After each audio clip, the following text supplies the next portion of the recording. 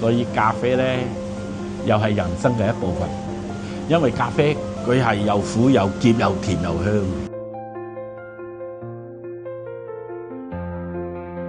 我就1981年，當時係23歲，就去巴拿馬，語言又唔通啦，又好似孤家寡人咁啦，以前都係為咗生活係嘛，咁咧就去咗巴拿馬之後咧，我就經常會有嗰啲商務交流啊，咁經常會坐低飲下咖啡啊，飲下茶啊咁嘅。OK，咁我飲開咖啡真係飲到精神啲啊，唔同佢唔會瞌眼瞓啊咁啊。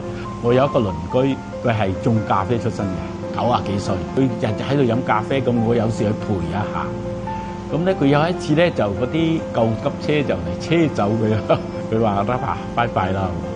哇，過咗幾日又到咗翻嚟，又喺度飲咖啡喎，佢又即係佢話巴拿馬咖啡幫佢撐起個生命。咁咧就我翻咗嚟就中巴建交個啦，咁誒翻嚟即係投資家鄉啊嘛，幫助家鄉建設。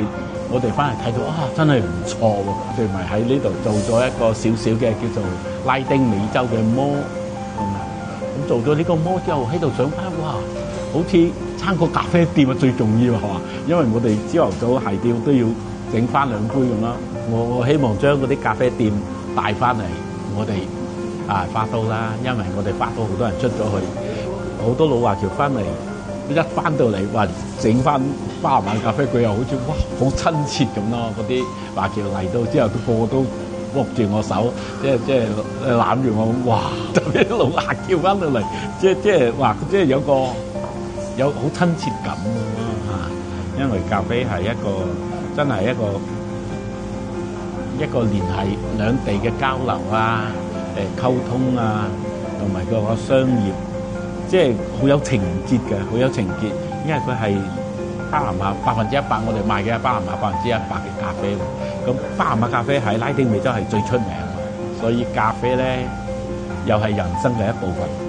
因為咖啡佢係又苦又澀又甜又香，佢係象徵，佢係同人生嘅一個經歷係有啲相似嘅。